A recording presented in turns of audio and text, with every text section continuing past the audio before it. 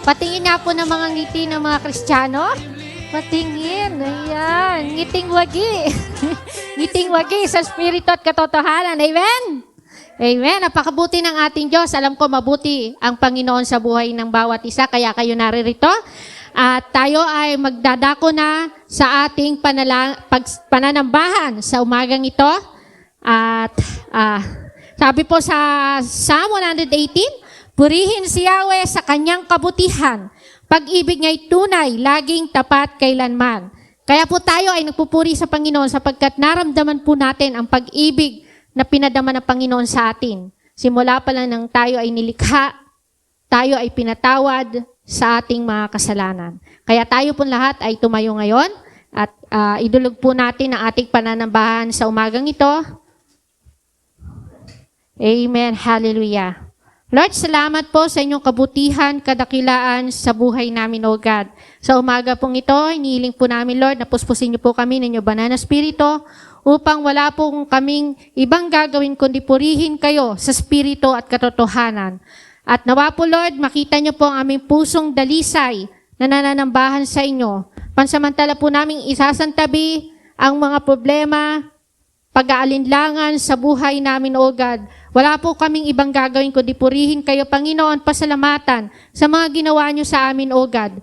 Maliit man yan o malaki, salamat, Panginoon, dahil hindi niyo po kami pinababayaan. Hindi niyo po pinababayaan ang inyong mga anak na hindi makakain sa isang araw. At hindi niyo po pinababayaan ang inyong mga anak, Lord, na maghirap, Panginoon, sa mundong ito, O God. Lord, sa mga kasama namin na wala pa dito, ingatan niyo rin po sila, Lord, kagaya ng pag-iingat niyo sa amin, O God.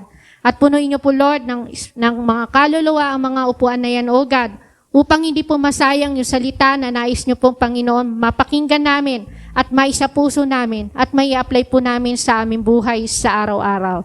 Lord, sa pagpalain niyo po mga pupunta sa harapan dito, ang mga musician, song leader, backup singer, magbibigay ng scripture, magbibigay ng mensahe, ang operator ng sound tech, at ang maglilid sa offering, O God, at sa mga gagawin pa po namin, mga taong pupunta dito sa harapan, O God. Pagpalain niyo po sila, Lord, puspusin niyo po sila ng inyong banal na spirito na makita niyo po, Lord, ang kaluwalhatian sa buhay nila, sa kanilang pagharap. Maibigay po nila yung pinaka-best nila, Lord, sa kapurihan niyo, O God, at kadakilaan niyo, Lord. Salamat po, Lord. At nawa po, Lord, kayo po ay matuwa, magalak sa aming pag-aawitan, O God. Kahit po yung mga boses namin ay hindi ganun kaganda, kagaya ng kay Regine Velasquez, Lord, ay salamat po, Lord, dahil hindi niyo po tinitingnan aming boses, ang aming pagpalakpak, ang aming pagsayaw, ang tinitingnan niyo po, Lord, ang aming inaalay na awitin, ang aming inaalay na puso, Panginoon, pusong dalisay, na walang pag-aalinlangan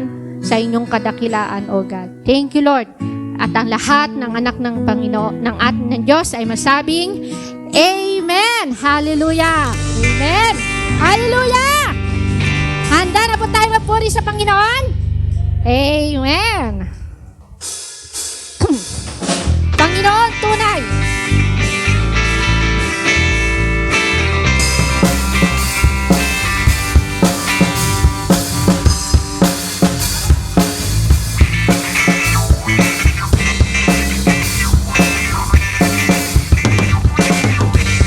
Wala nang iba makagagawa.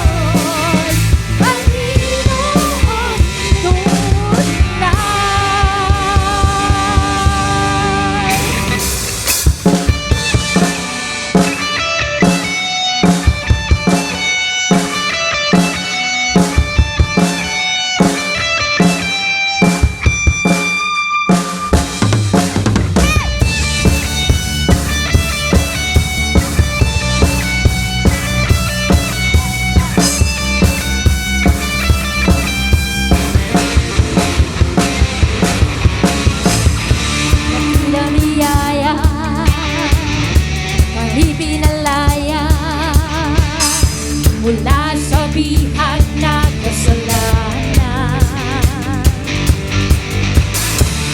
Pinatawad, pinagpalanan, lubusan.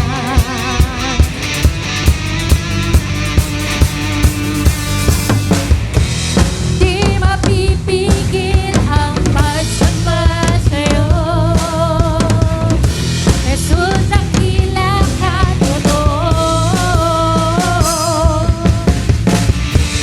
Ang lahat ay masasaya, Jesus, mapupurihan ka. Ikaw lamang aming pag-asa. Ang lahat ay masasabi, ang lahat ay luluhod, Jesus, ikaw lamang ang Panginoon.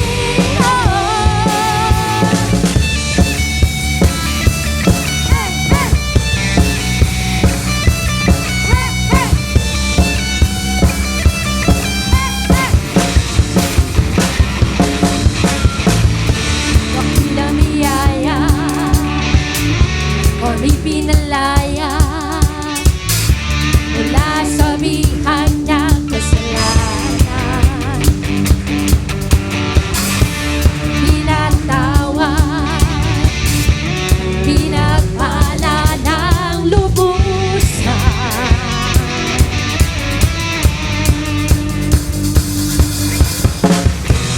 Di mapipigil ang pagsamba sa'yo, Jesus, dakila ka totoo. Ang lahat ay masasaya, Jesus, mapupurihan ka. Ikaw lamang aming pag-asa. Ang lahat ay masasabi, ang lahat ay luluhod, Jesus, ikaw lamang ang Panginoon. Ang lahat ay masasaya, Jesus, mapupurihan ka. Ikaw lamang aming pag-asa. Ang lahat ay masasabi, ang lahat ay luluhod, Jesus, ikaw lamang ang Panginoon.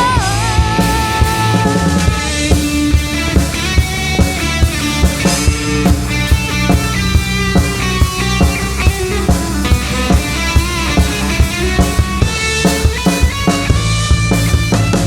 lahat ay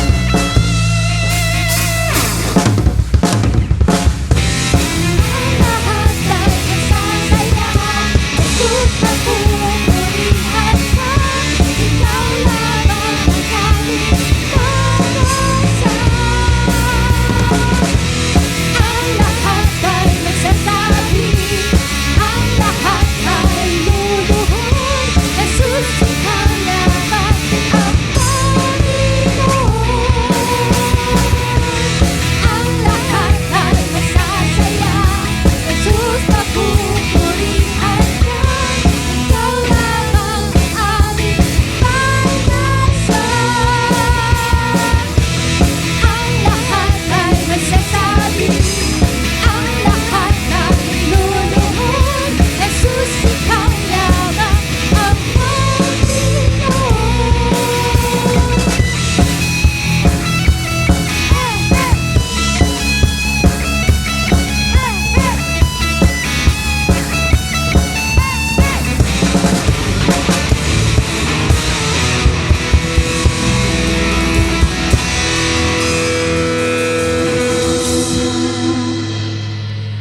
O Panginoon, ikaw po ang karapat-dapat na mapapurihan sa umagang ito, Lord. Hallelujah. Tingin niyo po ang aming awitin, O God. Sa inyo lamang po namin ito iaalay. Hallelujah. Hallelujah.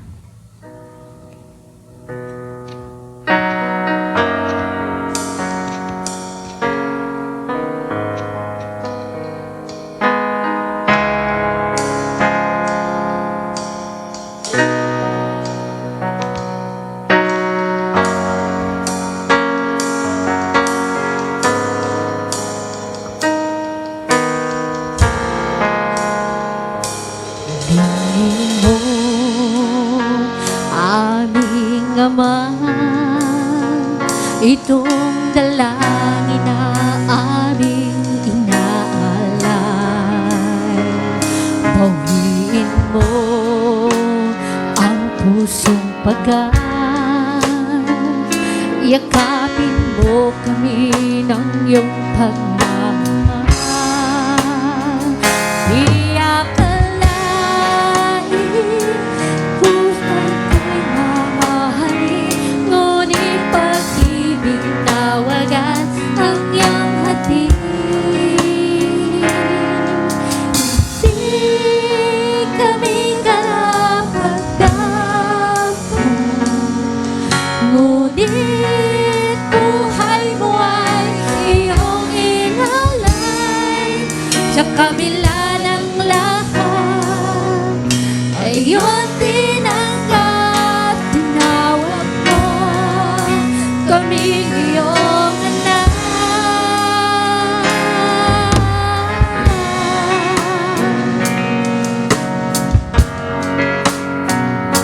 Masusuka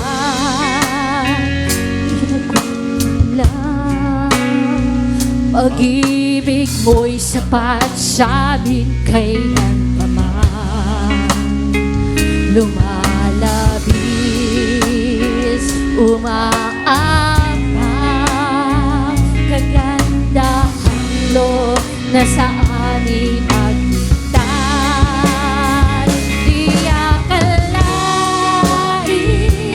tulad ko'y mamahalin, ngunit pag-ibig na wagas ang iyong hatid.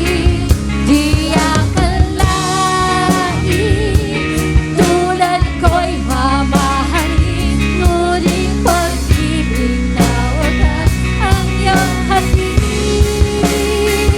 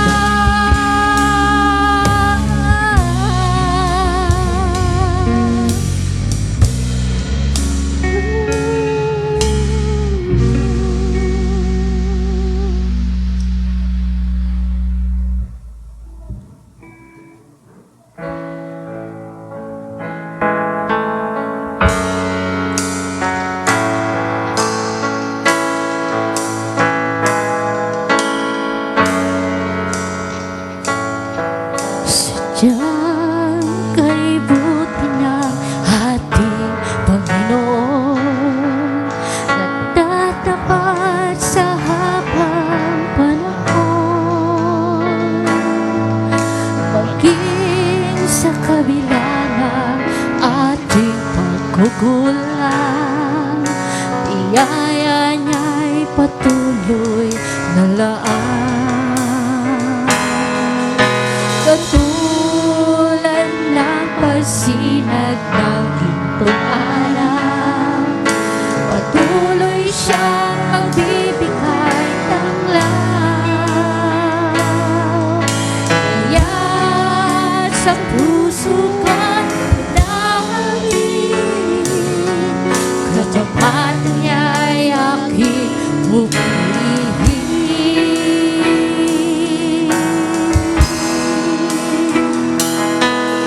Dakila ka, O Diyos, tapat ka ng tunay, magmula pa sa ugat ng aming lahi.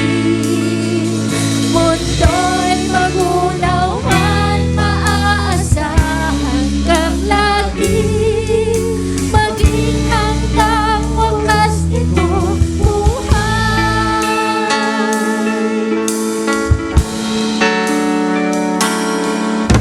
Kaya, O Diyos, ika'y aking pupurihin, sa buong mundo'y aking awitin. Dakila ang iyong katapatan, pag-ibig mo'y walang hanggan, walang hanggan. Dakila ka, O Diyos, tapat ka niya'y tunay, mamula pa sa ugat ng ating lahi. Mundo'y magunawan, maaasahan kang lagi, maging hanggang wakas nitong buhay. Dakila ka, O Diyos, tapat ka ng tunay, mamula pa sa ugat ng aming lahi. Mundo'y magunawan, maaasahan kang lagi, maging hanggang wakas nitong buhay. Dakila ka, O Diyos, sa habang panahon, katapatan mo'y matibay na sandigan. Sa bawat hati, tagumpay man ay naroon, daluyan ang pag-asa kung kailangan kailangan. Pag-ibig mong alay sa'min noon hanggang ngayon. Dakila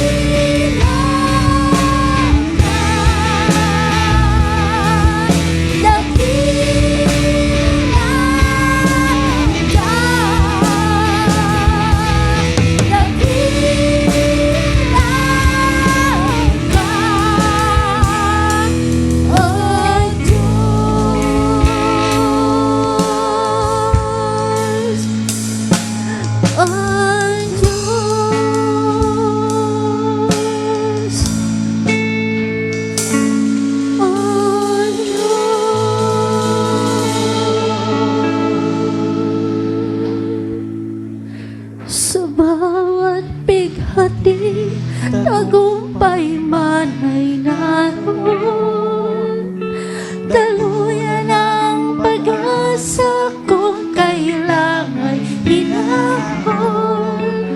Pag-ibig mong alay sa'min noon hanggang ngayon. Dakila ka, dakila ka, dakila ka, o aming Ama. Dakila ka, oh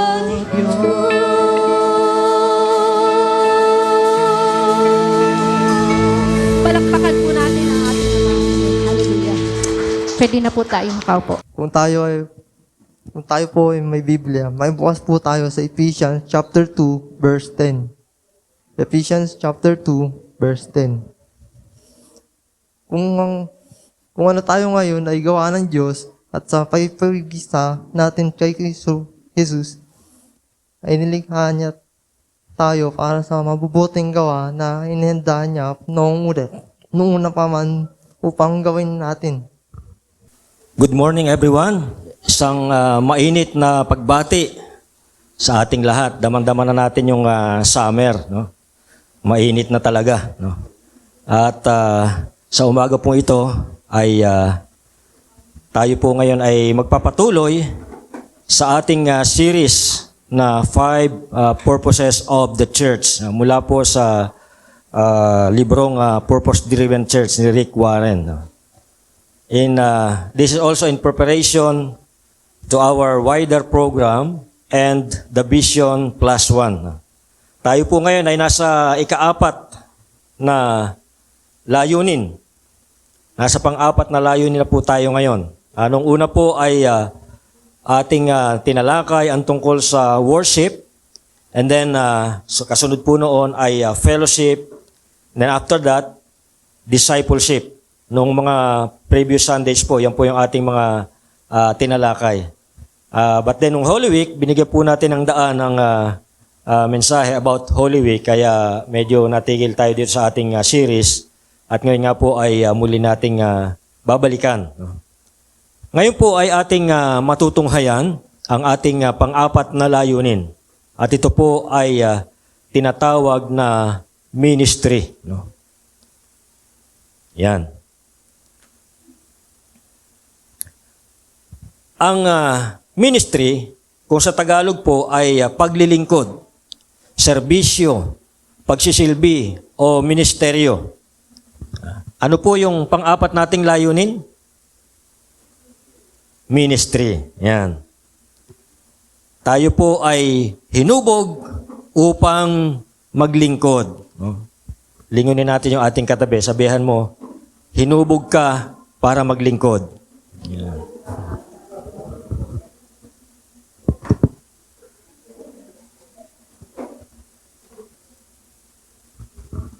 Yan, tayo po ay hinubog or we are shaped for the ministry. Noong araw po ay masyadong sikat itong si Elvis Presley. No?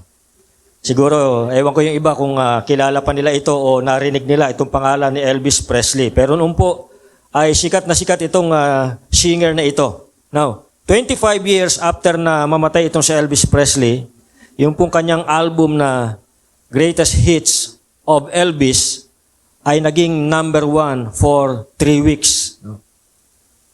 3 linggo po na nag-number 1 itong kanyang album. No? Ang malungkot nito, sabi ng kanyang mga kaibigan, siya raw po ay namatay na walang kaganapan, unfulfilled, at malungkot, unhappy. No? Siya po ay namatay sa sobrang katabaan at drug addiction. Sabi ng kanyang asawa na si Priscilla, hindi niya raw nalaman kung para saan siya nilikha o ano ang kadahilanan niya rito sa lupa. He thought he was here for a reason, maybe to preach, maybe to serve, to save, to care for people.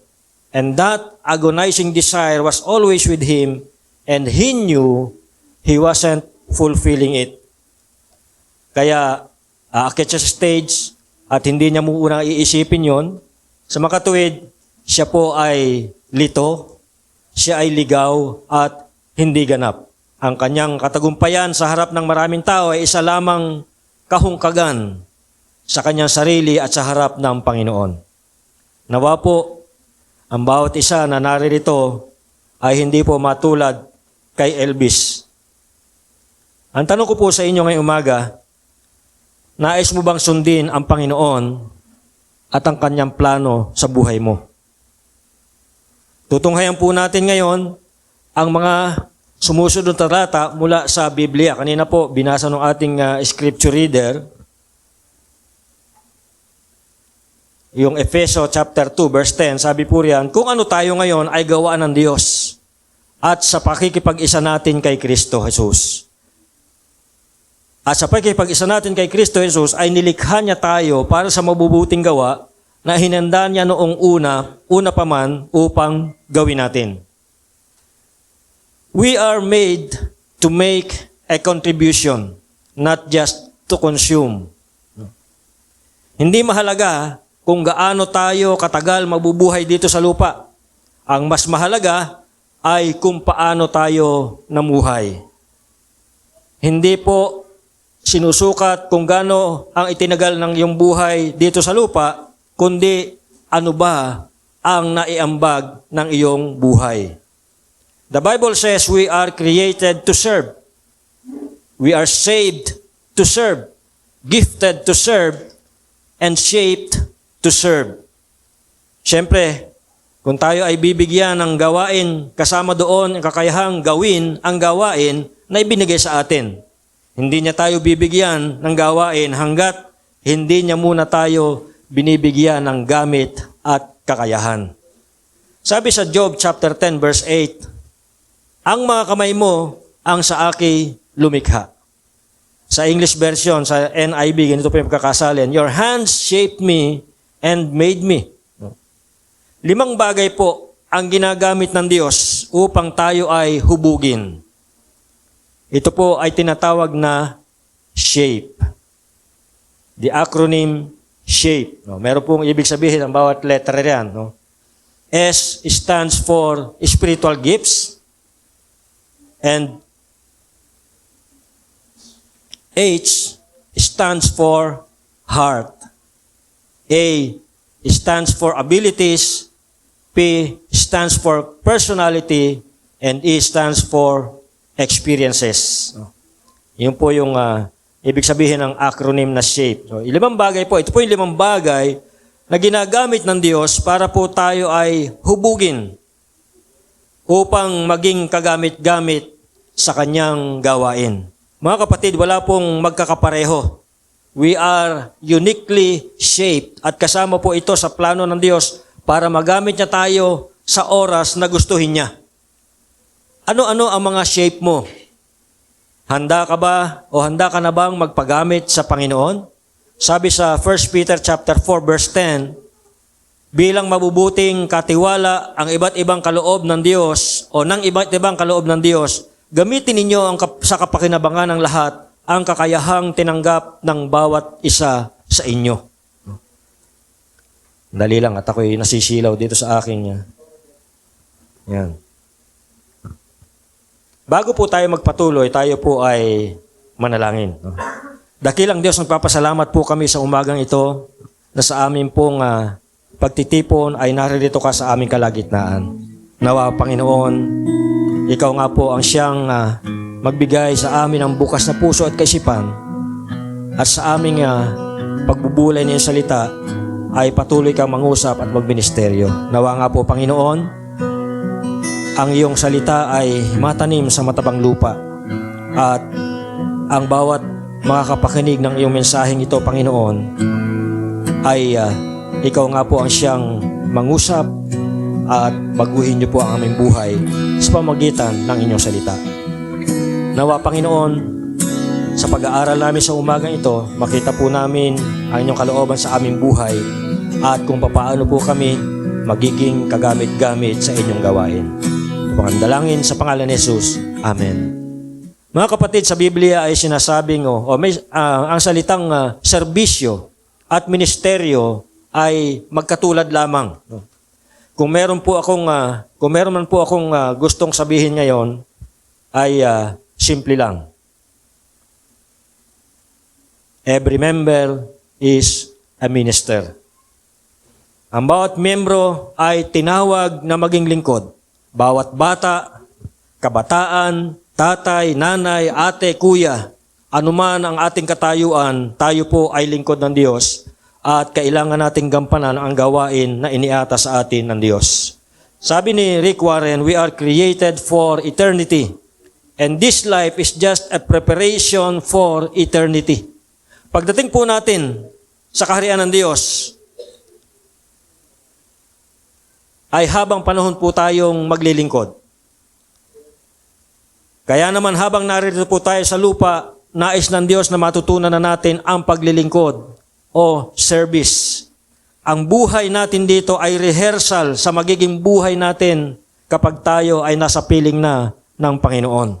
So kumbaga habang nandito tayo, pinapractice na tayo ng Diyos sa magiging buhay natin doon sa kanyang kaharian. So kaya habang nandito pa lang tayo, sinasanay na tayo ng Diyos sa paglilingkod sa Kanya. Ang maganda po dito ay binigyan na tayo ng modelo. Sino ba itong modelo ng mga Kristiyano? Walang iba kundi si Jesucristo. Sabi niya sa Matthew chapter 20 verse 28, sapagkat maging ang anak ng tao ay naparito, hindi upang paglingkuran, kundi upang maglingkod at ialay ang kanyang buhay sa ikatutubos ng marami. Ngayon, paano ka maglilingkod ng katulad ni Kristo? Paano ba tayo makakapaglingkod katulad ng ginawang paglilingkod ni Kristo? 3 bagay po yung ating titingnan. Una, ang paglilingkod katulad ni Kristo ay ang pagiging available o handa. Isang araw si Jesus ay naglalakad galing Jericho nang merong 2 bulag ang sumigaw sa kanya ng ganito. Sabi ng 2 bulag, "Mahabag ka sa amin, anak ni David."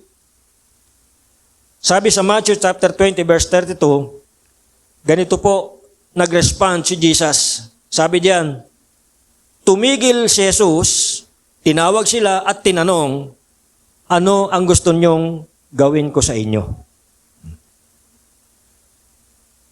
Minsan ang Panginoon Jesus nagtatanong sa atin, "Anak, ano ba ang gusto mong gawin ko sa iyo?" We just have to respond. No?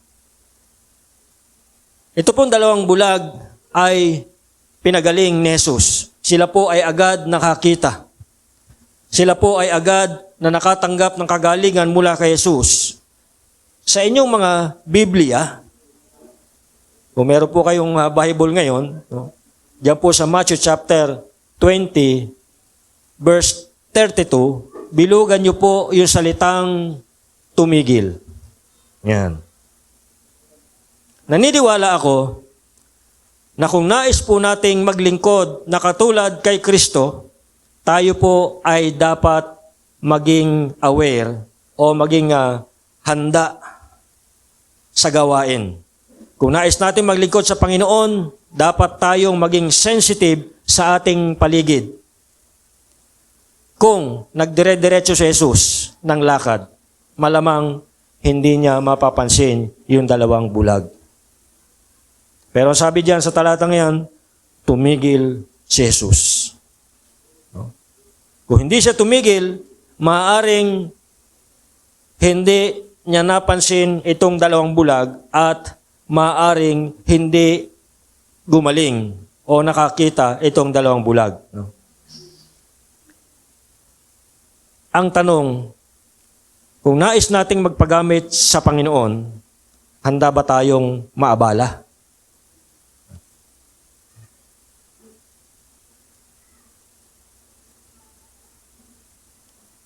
Ang Panginoon ay hindi niya gustong gamitin ang mga taong busy sa ibang bagay. Kung wala kang time sa gawain ng Panginoon, ay hindi ka talaga niya magagamit sa gawain. Nakakalungkot isipin na kapag Sunday, saka pa doon nagiging busy ang mga tao. Maraming pwedeng gawin kapag linggo. Punong-puno ang tao o punong-puno ng tao ang mga mall kapag linggo. Don't get me wrong, hindi po masamang mag-mall kapag linggo. Hindi masamang magpalamig o kaya ay mag-swimming kapag araw ng linggo, lalo ngayon napakainit. No? Ang sarap tumambay sa mall. No? Ang sarap mag-swimming. Naniniwala ako na ang unang ministeryo ng isang Kristiyano ay ang ministeryo ng pag-attend sa simbahan. Amen po ba? No? Ministry of attendance. Paano ka gagamitin kung wala ka? Paano ka makaka-encourage ng kapatiran kung wala ka? Paano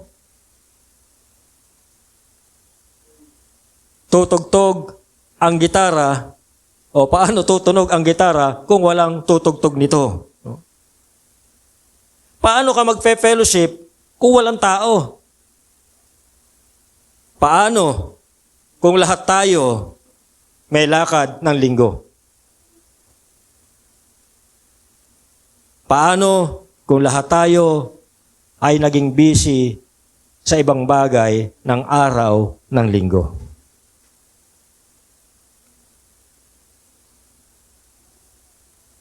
Kapatid, kailangan ikaw ay narito kapag araw ng linggo. Sabihan mo yung katabi mo, kailangan kapag araw ng linggo, narito ka. No?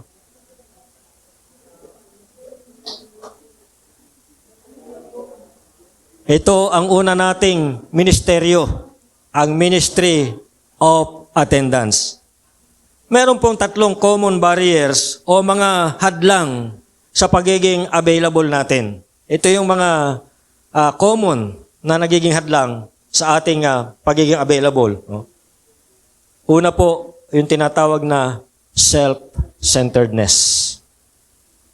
Ito yung attitude na lagi na lang sarili natin ang ating iniisip. Yung I, me, mine, myself attitude. Sa ministry, di po pwede ang ganitong uri ng attitude. Kung gusto nating magpagamit sa Panginoon, ang attitude natin sa halip na ako muna, dapat ikaw muna o kayo muna. Madali lang naman daw makita kung sino ang may servant heart o may puso sa ministry. Halimbawa, sa kainan. Yan yung madalas nating sa kainan. Yan. Makikita raw dyan kung sino yung merong puso sa ministry. No? Sa kainan, yung nangungunang umupo, sumubo, kumain, at pagkatapos kumain ay magkamot ng tiyan dahil nabusog. Ito raw yung merong ako muna attitude. Yung may mga servant heart, i-observe po natin sila. Ito yung mga nag-aabot ng plato, nag-aabot ng mga kubyertos, at nangunguna mag-sharon, magligpit pala, at maghugas ng plato. Ito raw po yung mga may puso sa paglilingkod at kinalulugdan ng Diyos. Ito yung mga taong masaya habang ginagawa nila yung mga bagay na ipinagagawa ng Diyos sa kanila. Na kahit hindi sila napapansin ng mga tao, nagpapatuloy dahil alam nila na ang Diyos ay nalulugod sa kanilang ginagawa. Ito pong mga may puso sa ministry, ang kanilang attitude ay i-please ang Diyos, hindi ang tao. God pleaser, not man pleaser. Kaya naman, kasi nandun yung saya sa paglilingkod na galing sa puso. Yun yung masaya. No? Kaya naman, kung gusto mong lumigaya ang iyong buhay, humanap ka ng ministry at gawin mong tunay. Ten.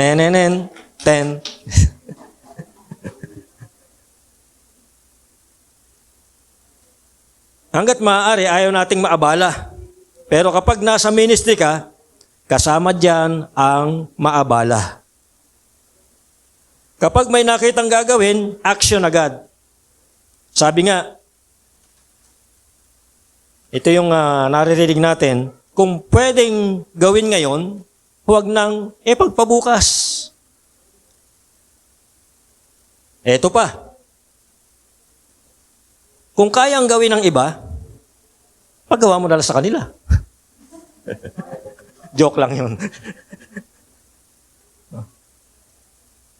Ang taong may servant heart, di mo kailangang utusan yan dahil may sariling pagkukusa yan. Pangalawang hadlang sa pagiging available natin, yung tinatawag na perfectionism. May mga taong gusto lahat ng kanilang ginagawa o gagawin perfect.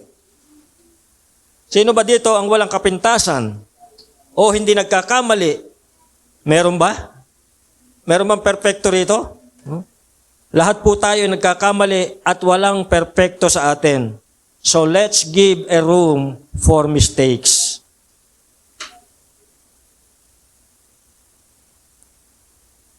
At huwag po tayong nagiging judgmental kung mayroong nagkakamali.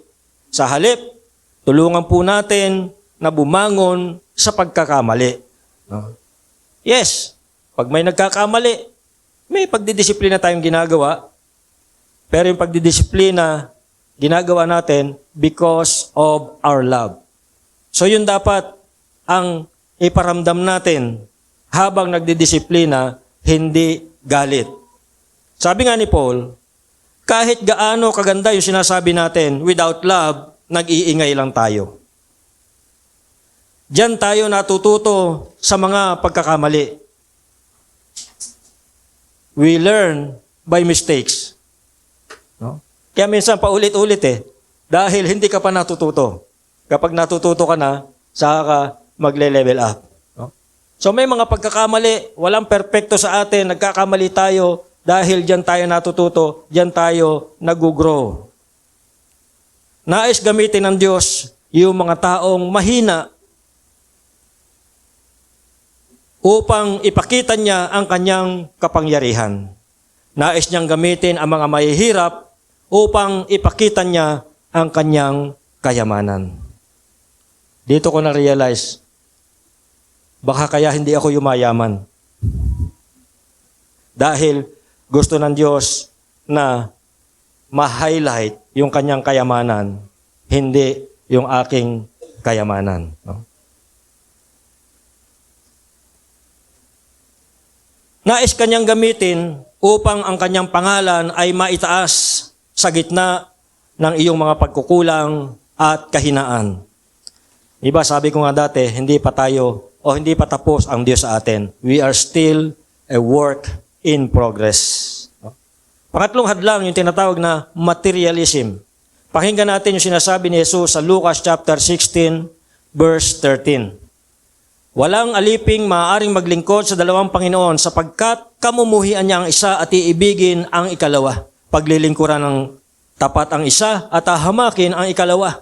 Hindi kayo maaaring maglingkod sa Diyos at sa kayamanan. Pansinin po natin ang salitang hindi kayo maaaring maglingkod. Ang ibig sabihin po nito ay hindi natin maaaring pagsabaying mahalin ang Diyos at pera.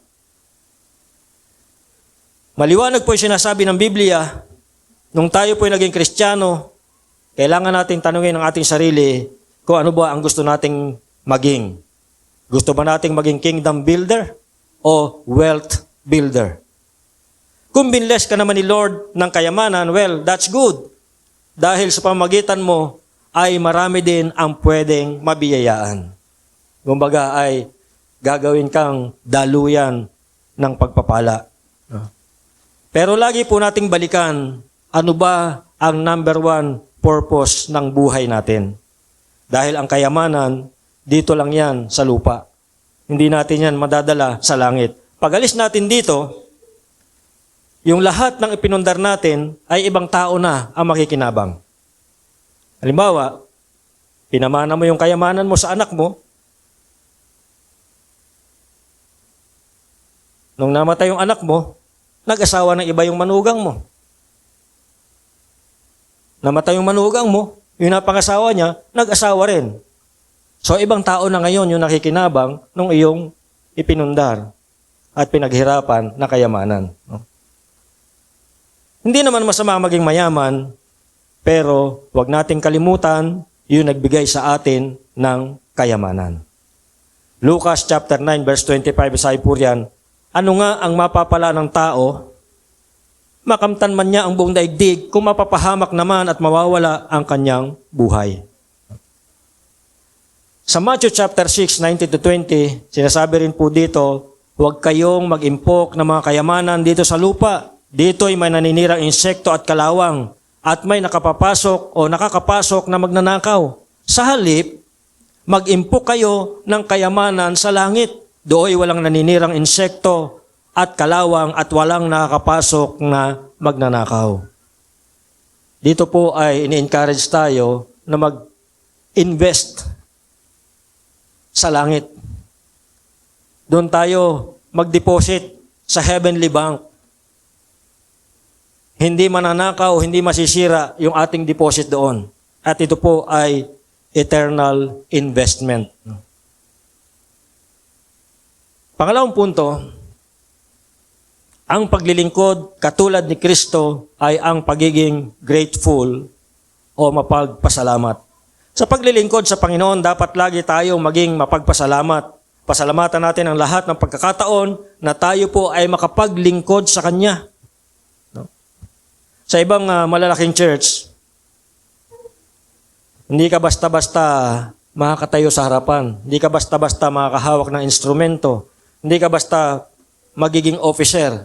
Hindi ka basta-basta makakahawak ng mic. You have to go through the process. For example, sa CCF, yung kanilang mga deacon, bago ka maging deacon, kinakailangan member ka ng D-group. At ikaw mismo, dapat meron kang mga hinahandle na D-group. Kaya yung mga deacon po nila roon, talo pa yung mga pastor sa maliliit na simbahan. Dahil yung mga D-group nila, pag pinagsama-sama nila, mas marami pa sa atin. Deacon pa lang yun. No? So, hindi ka magiging deacon doon, hindi ka ma-appoint na deacon kapag hindi ka member ng D-group at wala kang D-group. No? So, ang mga deacon nila parang mga pastor na sa dami ng hinahandle nilang mga small groups. No?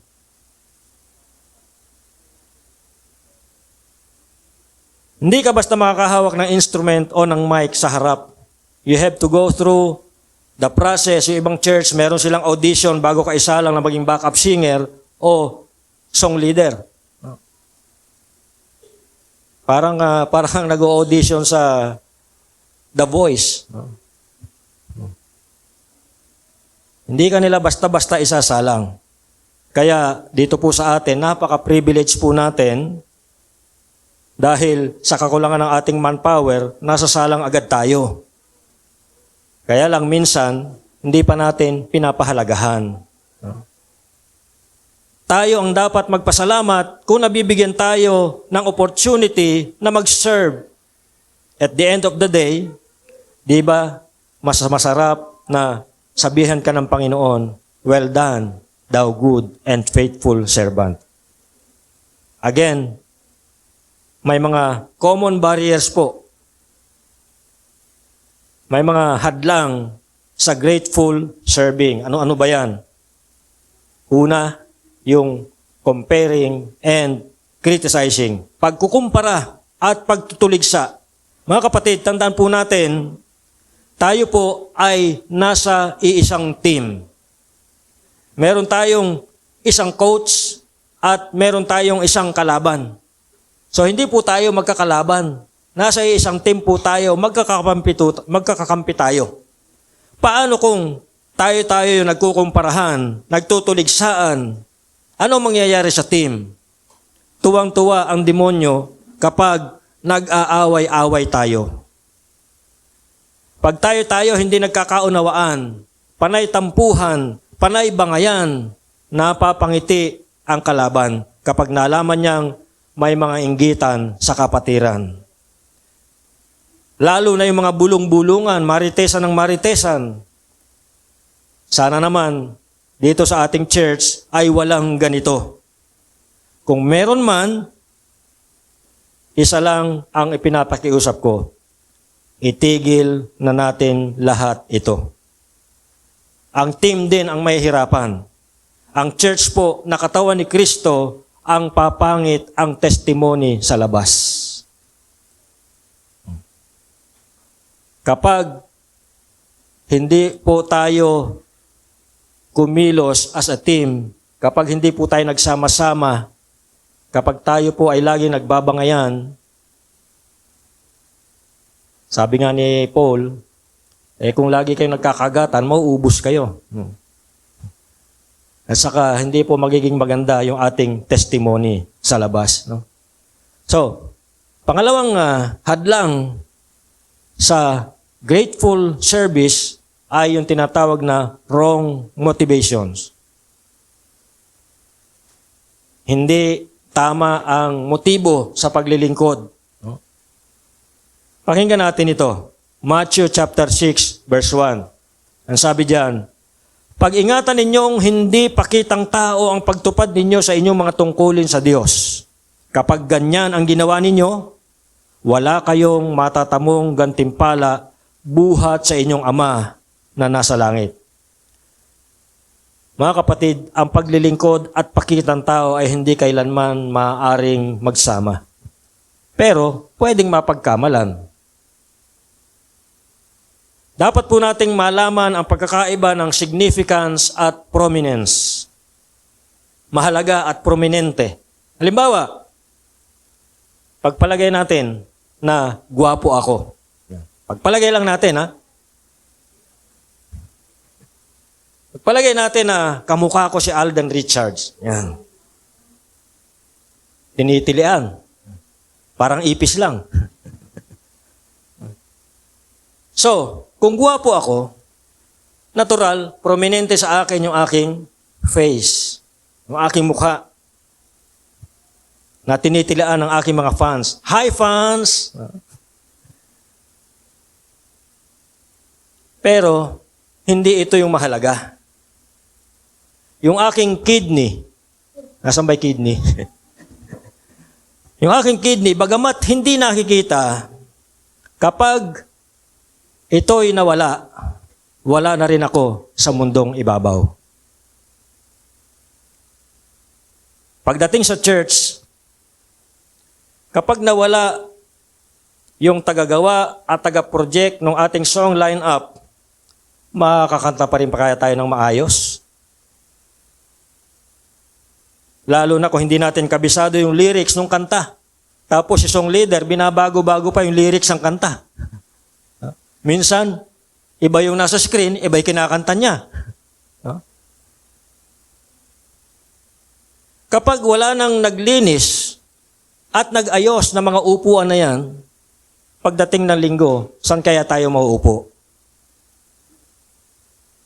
Kapag wala nang pumihit-pihit doon sa ating sound system, ano kaya ang mangyayari sa ating sounds?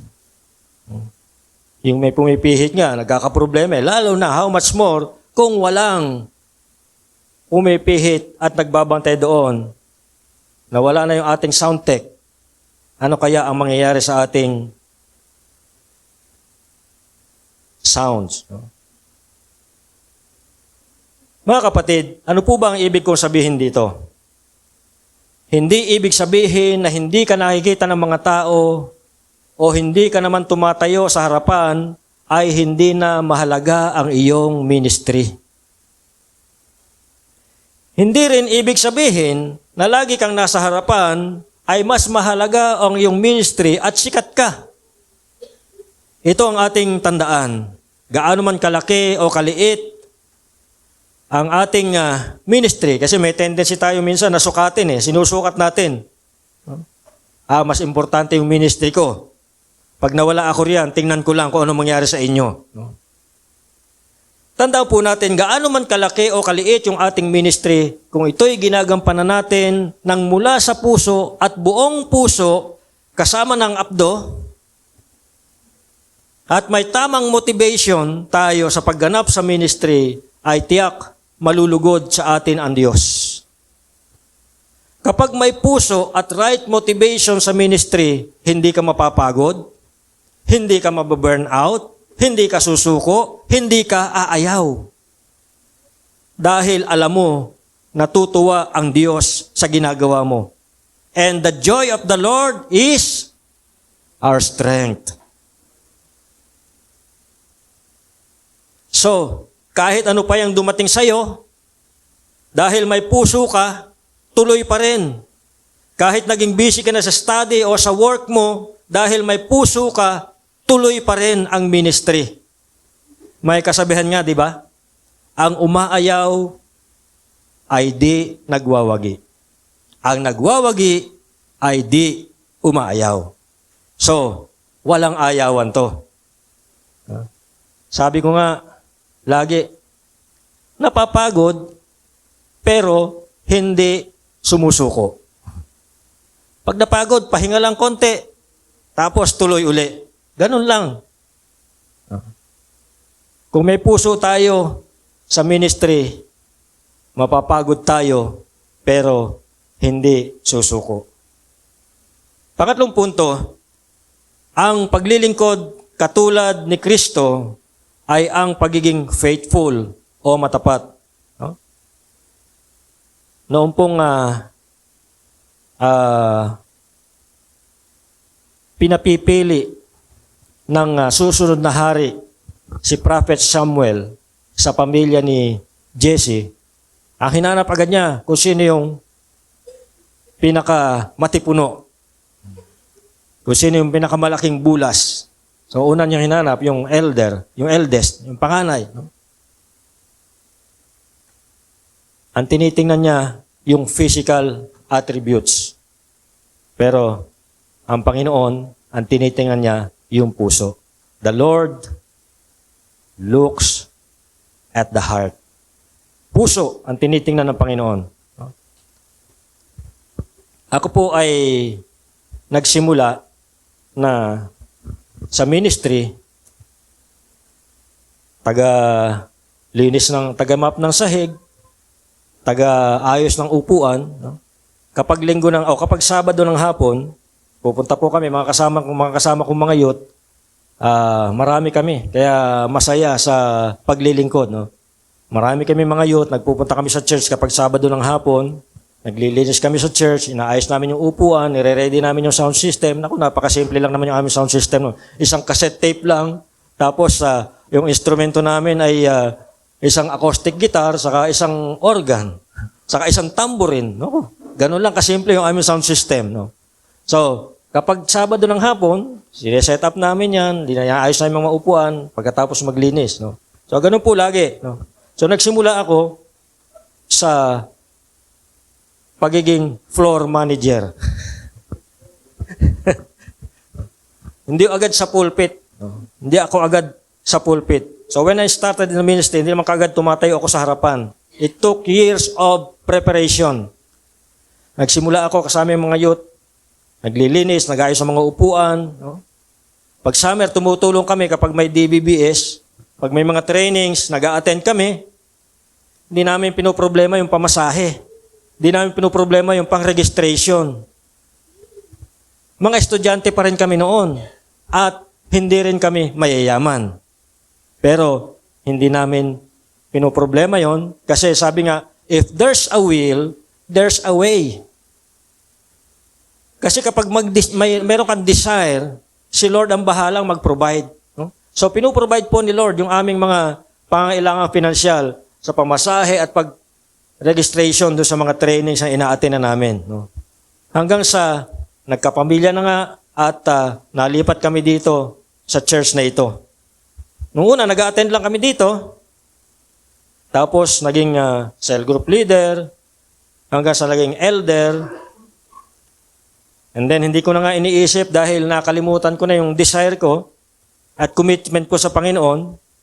Isang araw, kinausap ko ni Pastor Alfred kasi they were called to minister o to ministry in Palawan. No? Eh, siya nga pala, kinukumusta kayo ni Pastor Alfred. No? Kita kami nung regional forum pa, ngayon ko lang naalala uli. Pinapakumusta nga pala kayo. No? So baka hinihintay niyo pag nanonood siya ng YouTube o hindi ako kinukumusta ni Pastor Rafi. So, pinakapakumusta niya kayong lahat. No? Nakakalimutan ko ng mga nakakaraan eh. No? So, hindi ka agad nag-start ako sa top. I started at the bottom. Sabi nga, the way to up is down. It takes humility, heart, and right motivation. The Lord wants our best. Nung pong si Jesus, ibinigay niya, inalay ang kanyang buhay at namatay doon sa cross, He gave His best for you and for me. He didn't give us the good or the better, but He gave us the best gift that anyone can receive.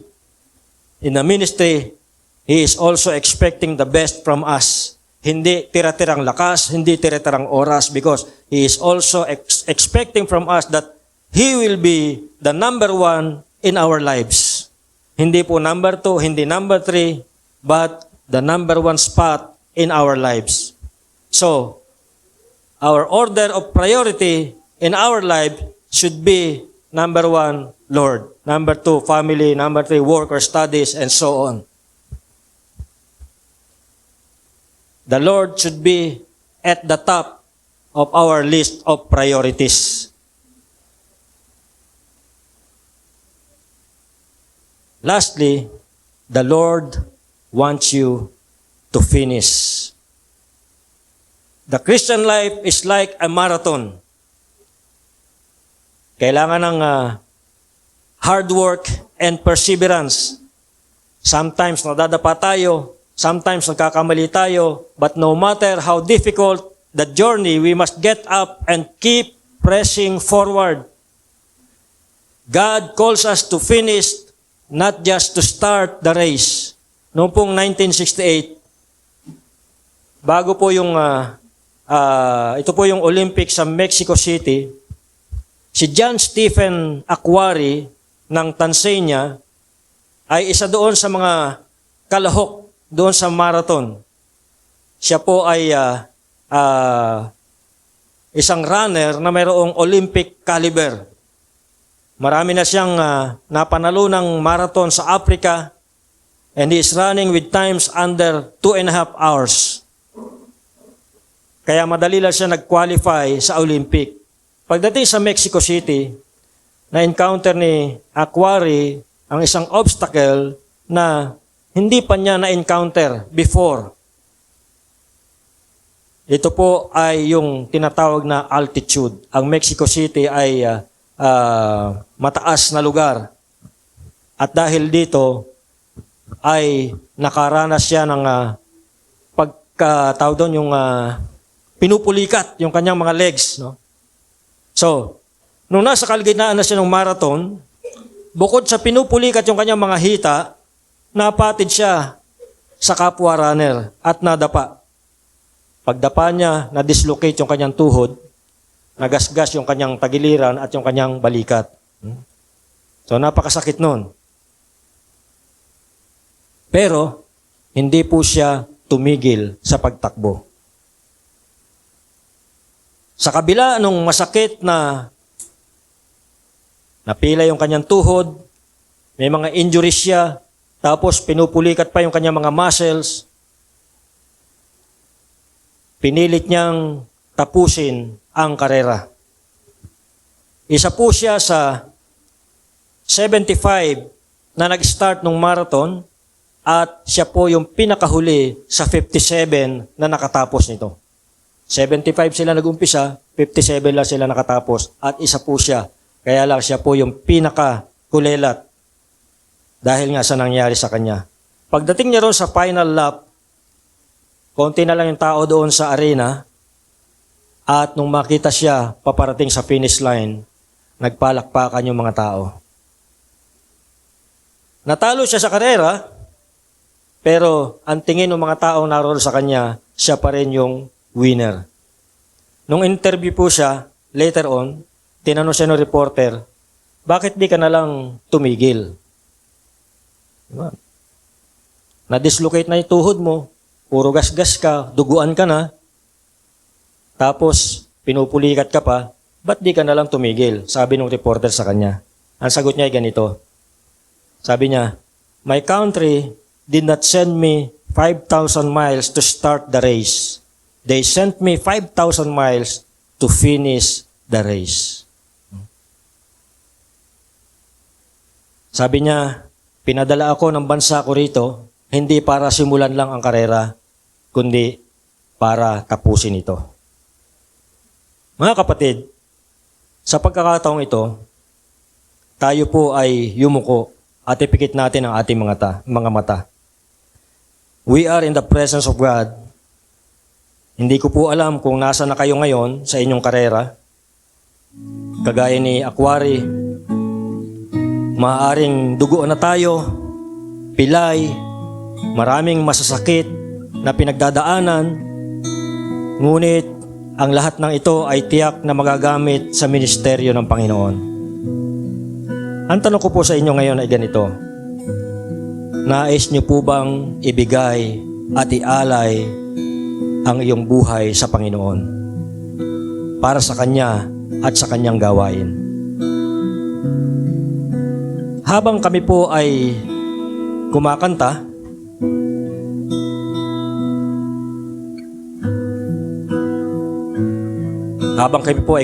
rito, nais ko pong pag-isipan nyo ito.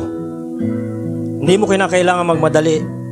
Mag-focus lang tayo sa Panginoon sa mga oras na ito. Huwag nating intindihin yung nasa paligid natin.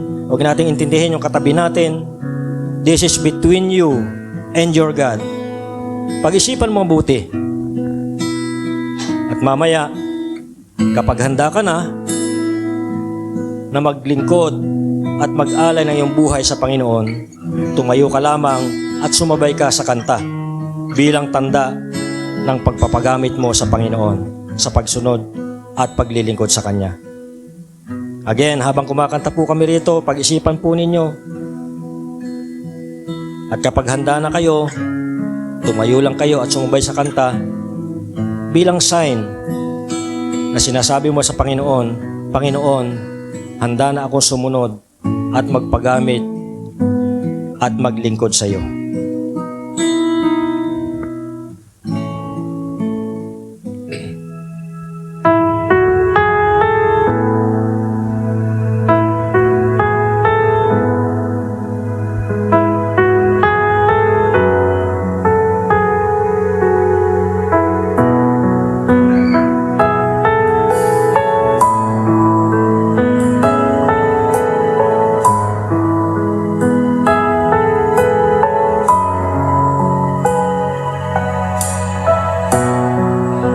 Hallelujah.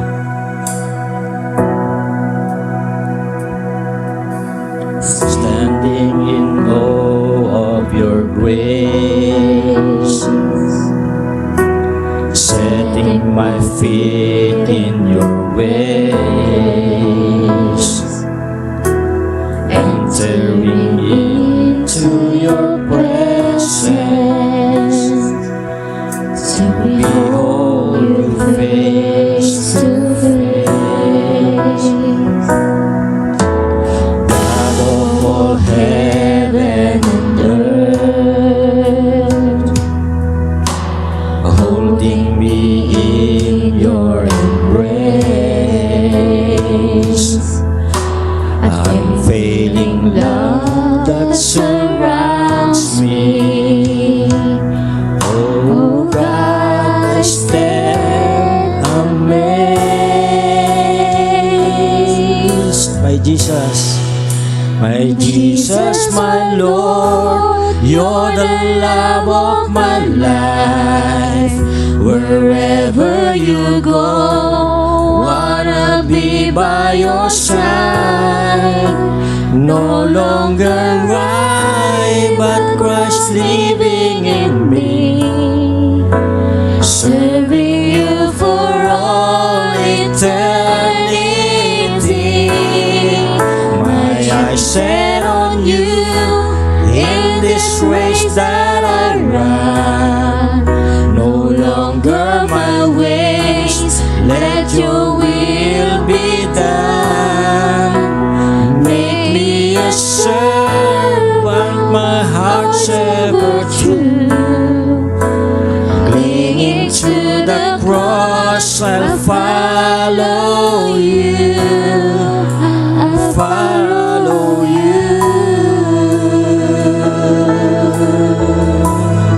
Yes, Jesus.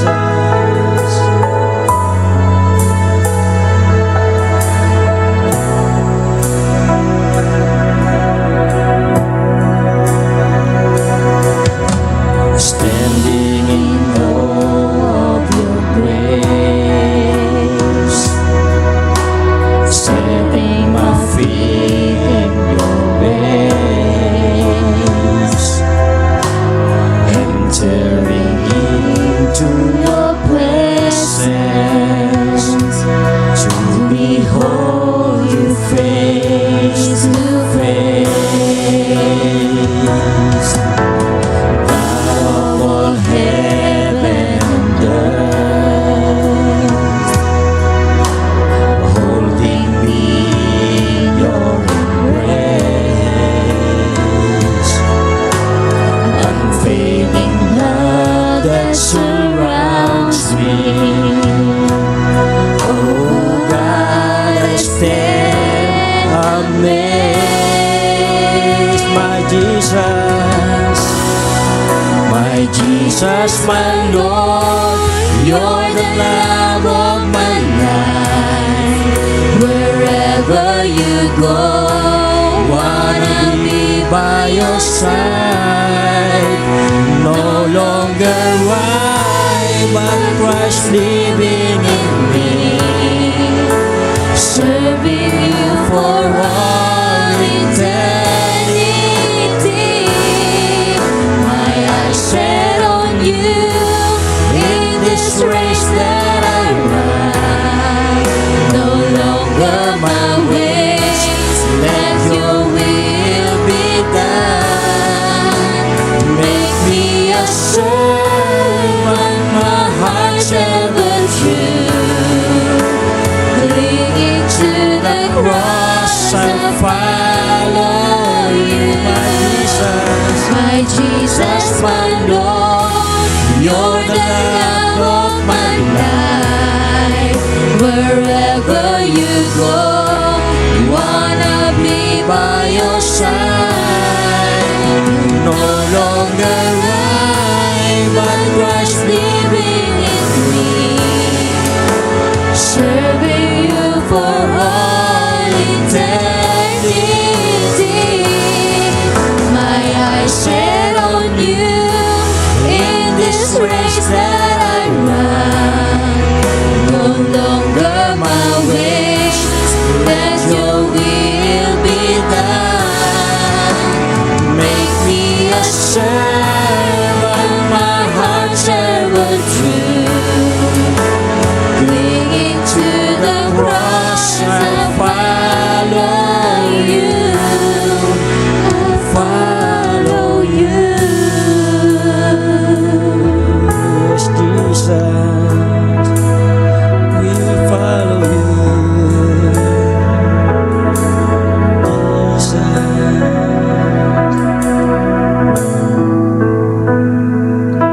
Hallelujah.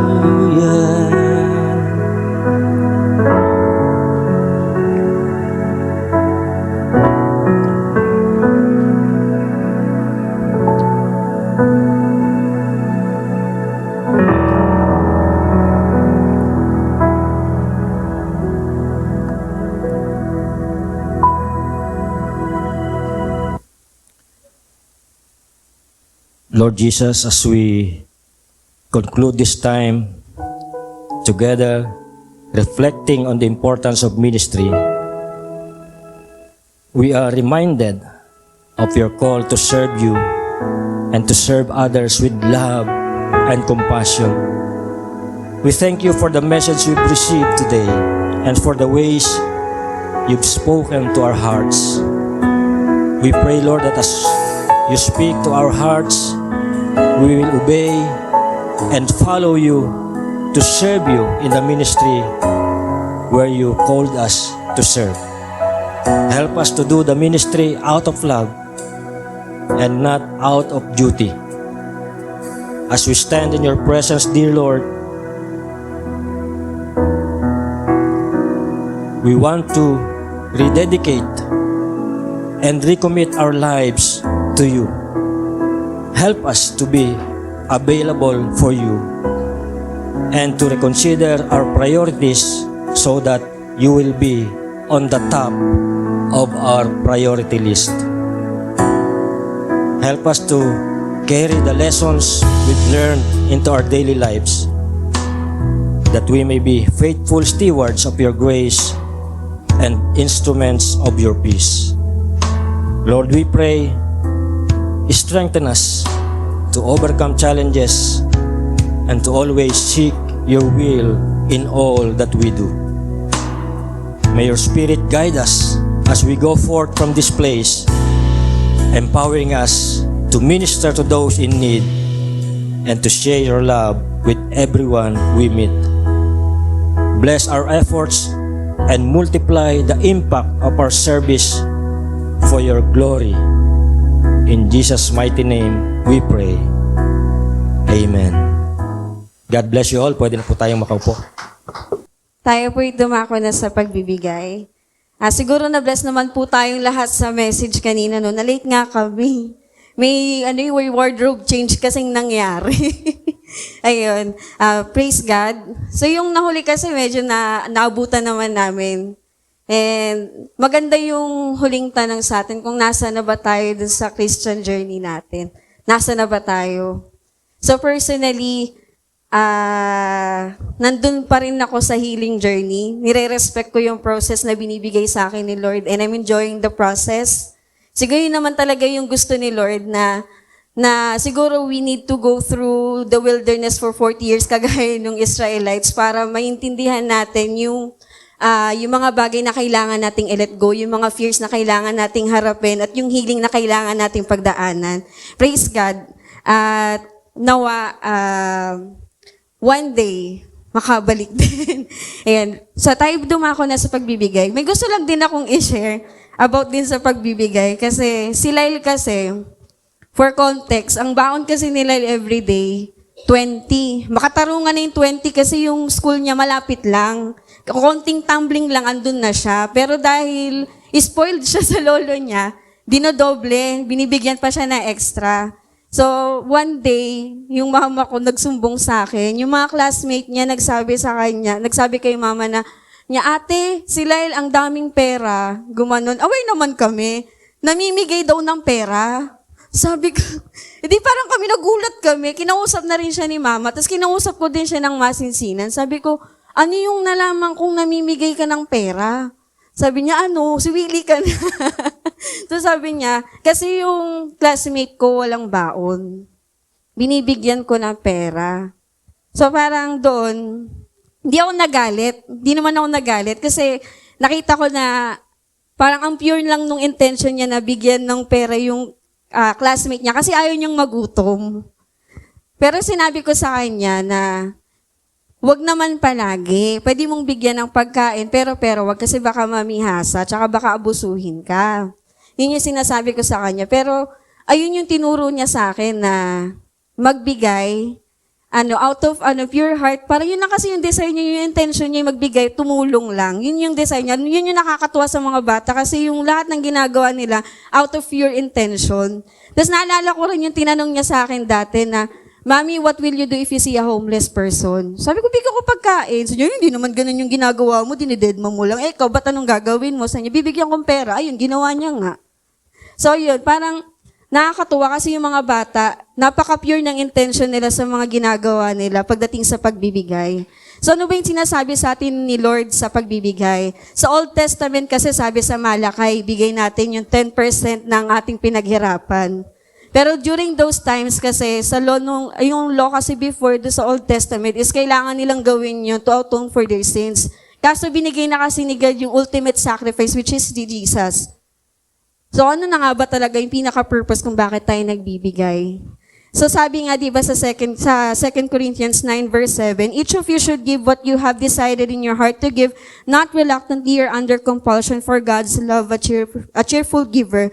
And God is able to bless you abundantly so that in all things at all times having all that you need, you will abound in every good work. So yun lang naman yung gusto ni Lord yung magbigay tayo out of love, kung ano yung dinidesire ng puso natin. Kagaya nung yung babaeng balo doon sa Mark, na kinoment niya yung babaeng balo kasi binigay niya yung kung ano yung meron siya. So, kaya ba nating magbigay sacrificially? So, anong gusto kasi ni Lord is to matuto tayong magbigay sacrificially. Yung kung ano yung meron tayo. Kaya ba nating ibigay yung kung ano yung meron tayo na pwedeng i-compromise yung budget natin sa mga susunod na araw? Kaya ba nating gawin yun? Kaya ba nating magbigay sacrificially? Kagaya kung paano binigay ng Diyos yung anak niya to atone for our sins. Kaya ba nating gawin yun? So that's the challenge for us today. to give sacrificially. To give out of our heart's desire. So, maaari na po tayong magbigay. One of the best ways that we can prove that we love the Lord is by giving. Amen. So we're going to sing a song about giving, and it's got some hand motions, and I want you to join with me, okay? Will you do that? Here we go. Watch me. Give, and it will come back to you. Good measure, pressed down, shaken together, and running over. Give, and it will come back to you. When you give to the Lord. Help me out now. Here we go. Give, and it will come back to you. Good measure, pressed down, shaken together, and running over. Give, and it will come back. Tayo po'y manalangin. Panginoong Diyos, maraming salamat sa araw na ito. Maging sa mga nagdaang araw na sinamahan mo kami, pinagpala, at patuloy na ginagabayan sa araw-araw. Panginoon, i-bless niyo po itong mga offerings na ipinagkaloob ng bawat isa out of their good heart. Lord God, i-bless niyo po ang mga puso nila. And truly, Lord God, na hindi limited sa monetary offering yung pwede naming i-offer sa inyo. Pwede naming i-offer ang aming buhay, ang aming mga ginagawa, lahat ng ito pwede naming i-offer sa inyo. Lord, alam kong natutuwa ka, Panginoon, sa tuwing nagbibigay kami sa inyo ng oras, ng pagmamahal. Alam kong nagagalak ka, Panginoon, at nagagalak din kami, Panginoon, because we are born to please you, Lord God. We are born to serve you, Lord God. And Lord, we thank you for the message na napakinggan po namin sa araw na ito. And the question, Lord God, kung nasa na kami sa aming Christian race, Lord God, Lord, patuloy mo kaming gabayan. Lord God, we do not know kung ano yung mangyayari sa mga susunod na araw. And Lord God, we entrust to you our lives. Kung ano man yung mga pwedeng mangyari, Lord God, give us the strength na tumayo at tumingin lamang sa inyo. And Lord, thank you sa pagmamahal, Panginoon, na patuloy mong ibinibigay sa amin. Hindi kami karapat-dapat, Panginoon, sa inyong harapan, pero patuloy mo kaming kina-qualify, Lord God. Patuloy mo kaming tinatanggap. And truly, Lord God, na hindi ka pumipili ng taong gusto mong mag-serve sa'yo, but you qualify those that you chosen, Lord God. Hindi mo pinipili kung sino yung mas holy, kung sino yung mas malinis, kung sino yung mas mabait, Lord God, but you qualify everyone that you choose. And Lord, qualify us, Lord God. Let us go through the fire, Panginoon. Let us have the fire burning within us, Panginoon, para sa inyo. Tulungan mo kami na pag-igtingin yun, Lord God. Pagliyabin yung apoy na meron kami sa aming mga puso. And Lord God, sa mga natisod, Panginoon, sa mga nagsastruggle, Panginoon, sa mga nahihirapan, may mga pinagdadaanan, Lord God, kayo lang po ang nakakaalam nito. You know the desires of our heart. And we pray, Lord God, na itong mga kapatid namin na dumadaan sa mga pagsubok na ito, we pray that you give them the strength that they need day to day, and the knowledge and the wisdom for their decisions every day. And Lord God, lahat ng ito tinataas namin sa inyo. We love you and we glorify you in Jesus' mighty name. Amen. Good morning po sa inyong lahat at magandang umaga po sa bawat isa sa atin. Ina-acknowledge ko po ang ating bisita, mga visitors natin. So, welcome po sa Napico Christian Alliance Fellowship. And of course, pinapasalamatan ko ang mga brothers and sisters na tumayo sa harapan upang mag-lead sa atin sa call to worship, si Sister Jenny Taton. At ang ating scripture, salamat sa aking my son, John Robic Malang. Salamat din sa ating offertory, si Eliza. At ang speaker natin for today, na I hope nagkaroon tayo ng or na-challenge tayo sa araw na ito, si Pastor Rafi Malang. Sa next Sunday naman po, ang ating mga leaders sa ating scripture reading, si Miguel of Merga. Call to offering naman si Maricar Habinar. Salamat din sa ating praise and worship team. Ang worship leader natin or song leader, si Jenny Taton. At ang backup niya ay si Monica at si Ate Lay, Sister Leisure. And also si Bob Taton.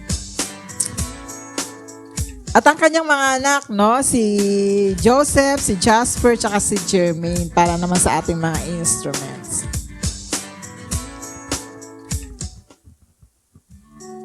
Church activities, every Wednesday po yung ating prayer meeting. So, kung wala naman po kayong ginagawa or available kayo, please come para sa ating prayer meeting. Sama-sama po tayong manalangin para sa ating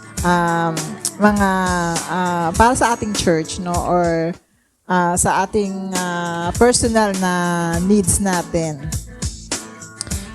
And Youth Connect every Saturday 5 p.m. Kahapon meron silang small groups. And then Sunday 9 a.m. naman para sa mga girls, no. Happy birthday sa lahat ng mga nag-birthday na. No. Nung April 3, si Joanne Notorian. Joanne Notorian. Happy birthday din kay Annalyn Miguel. Today ba yun? Kahapon? 7 pa ngayon? Today. So, batiin natin si Annalyn. Happy birthday. Happy birthday, Annalyn, kung nanonood ka mamaya. And then, April 15, si Stephanie Amador. April 27, si Vanessa Asa. So, happy birthday sa lahat.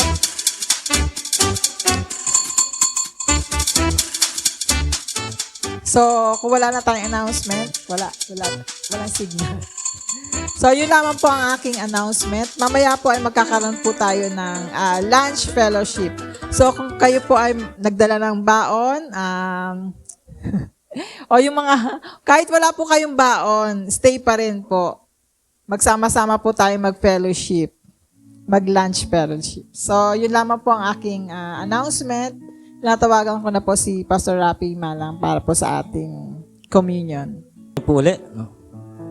Sa ating pong paghahanda para sa ating banal na hapunan, tayo po ay tumayo at magkakaroon po tayo ng responsive reading. No? Yung pong lahat ng black ay ako po ang magbabasa at yung red ay kayo po ang magbabasa. Okay? Simulan po natin. Come to the Lord's table. All you who love Him, come to the Lord's table, confess your sin, come to the Lord's table, be at peace.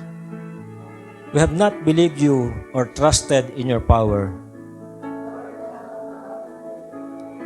We have stained our souls by our action and inaction. Cleanse us, Lord. We are broken by disease, bruised by the sins of others, weakened and unable to repair ourselves.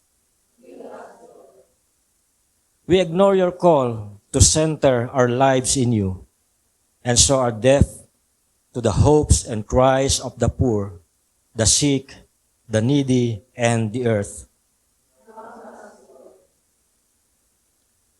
When we confess our sinful ways, God abundantly pardons. In the name of Jesus Christ, you are forgiven.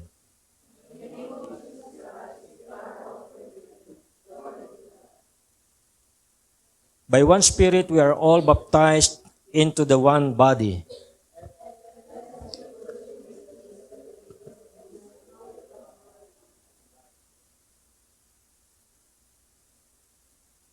Let us give thanks to the Lord our God.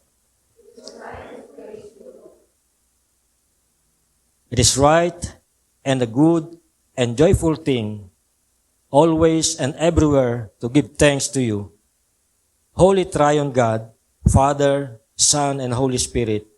From the rising of the sun to its setting, your name is praised among all peoples. Therefore we praise you, joining our voices with your people on earth and all the company of heaven, who forever sing this hymn to the glory of your name.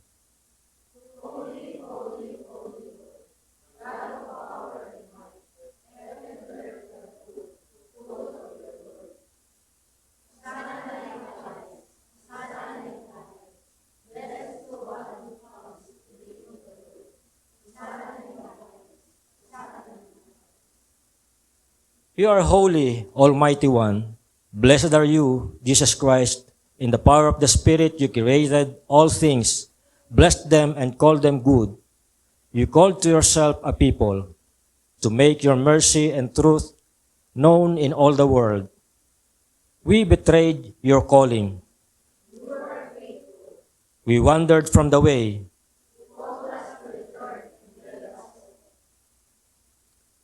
At the right time you came and dwelt among us as one of us, bringing good news to the poor, healing the sick, raising the dead, and sharing table with the unrighteous and teaching the way that leads to life.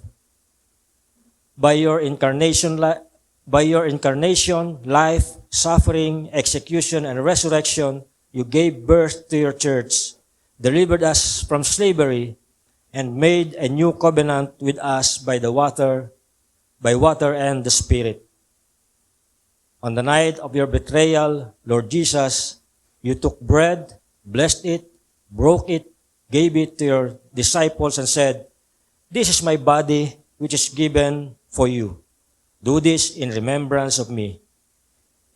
You did the same with the cup after the supper, saying, "This cup that is poured out is the new covenant in my blood." Blessed Trinity, in remembrance of all you have done to save us, we offer ourselves to you in praise and thanksgiving as a holy and living sacrifice, in union with Christ suffering for us, as we sing the mystery of our faith.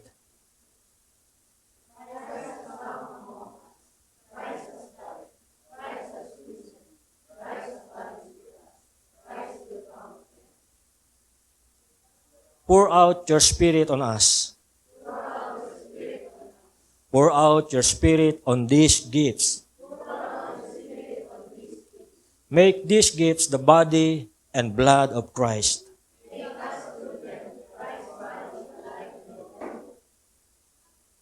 Abba, Father, glory to you.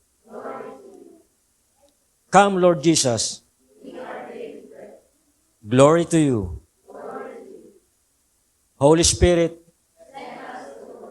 glory to you. Holy Blessed Trinity, glory to you.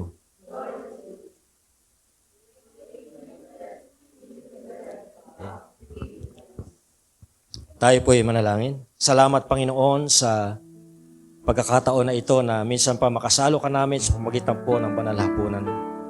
Panginoon, nihiling po namin at buong kababaang loob kami lumalapit sa inyo. Kung meron nga pong karumihan sa aming mga puso, pakalinisin niyo po kami at gawin niyo po kaming karapat-dapat sa inyong presensya at sabay kay bahagi sa banal na hapunan. Salamat po sa tinapay nagsisimbolo sa inyong katawan at sa dugo nagsisimbolo sa inyong dugo na aming pagsasaluhan sa mga oras na ito. Pagpalain niyo po at basbasan niyo po ang mga elementong ito. At sa pamagitan po nito ay tanggapin po namin ang pagpapalang nagmumula sa inyo, kalakasang espiritual, kagalingan at katugunan sa lahat ng aming mga pangangailangan. Pagpalain niyo po ang bawat isa na tatanggap nito, Panginoon. Pagpalain niyo po ang gawain ito. Itong dalangin sa pangalan ni Jesus. Amen. Pwede na po tayong kumuha ng tinapay at juice. At mamaya po, sabay-sabay natin kakainin. Sige po, pwede na natin simulan.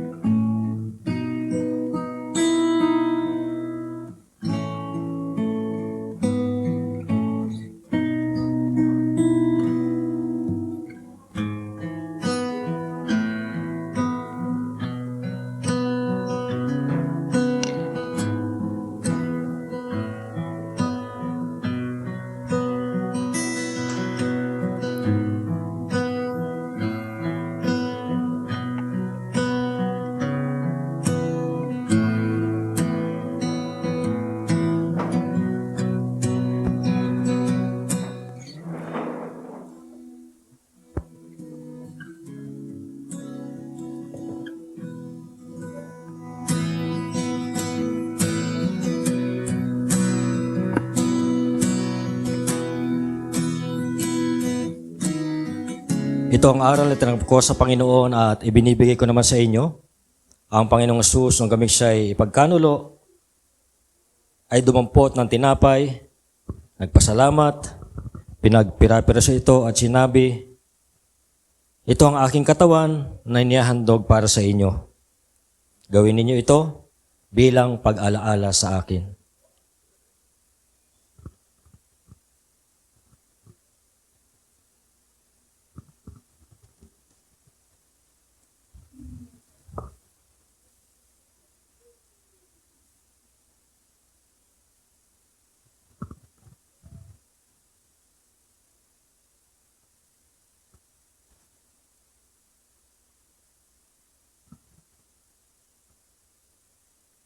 Gayon din naman matapos maghapunan ay hinawakan niya ang saro at sinabi, ang sarong ito, ang bagong tipan na pinagtitibay ng aking dugo.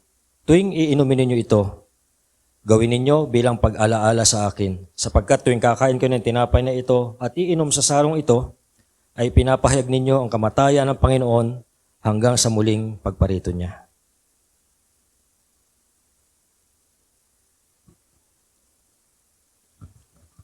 Tayo po'y manalangin. Ang dakilang Diyos, nagpapasalamat po kami dahil alam po namin na ang inyong presensya ay aming kasama sa mga oras na ito.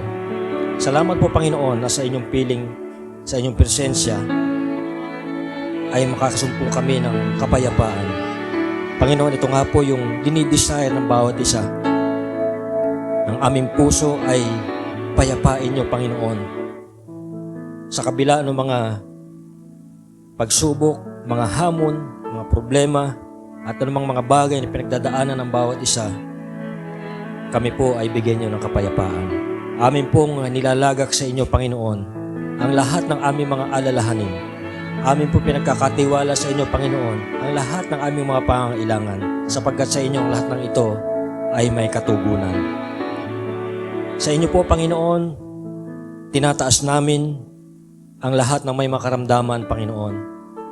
Hipuin niyo po ang bawat bahagi ng katawan ng aming mga kapatiran, Panginoon, na may karamdaman, maging yung mga hindi po namin kasama rito. At sa lahat ng naririto ngayon, Panginoon, kung meron nga po dito may mga dinaramdam, dalahin ko, Panginoon, igawad niyo po, ipararas niyo po ang inyong kapangyarihan, padaluyin niyo po ang inyong kapangyarihan sa bawat katawan na may dinaramdam, Panginoon. At ipagkaloob niyo po ang inyong kumpletong kagalingan sa pangalan ni Jesus.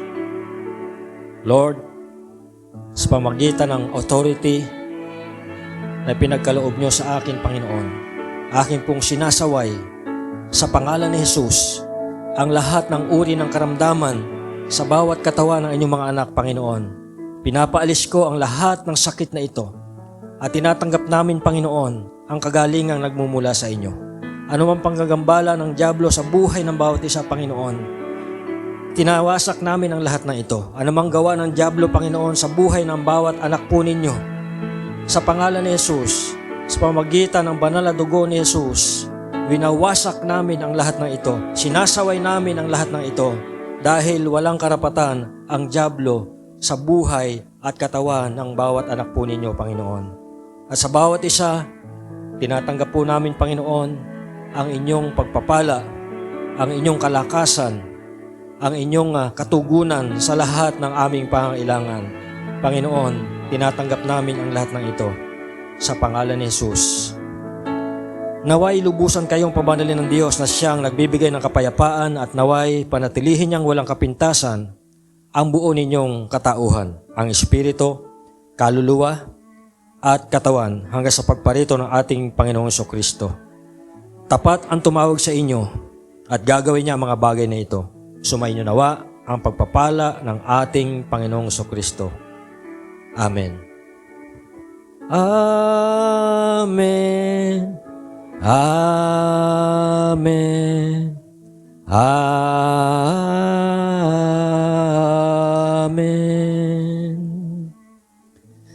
God bless you all. Magandang tanghali po sa inyo lahat.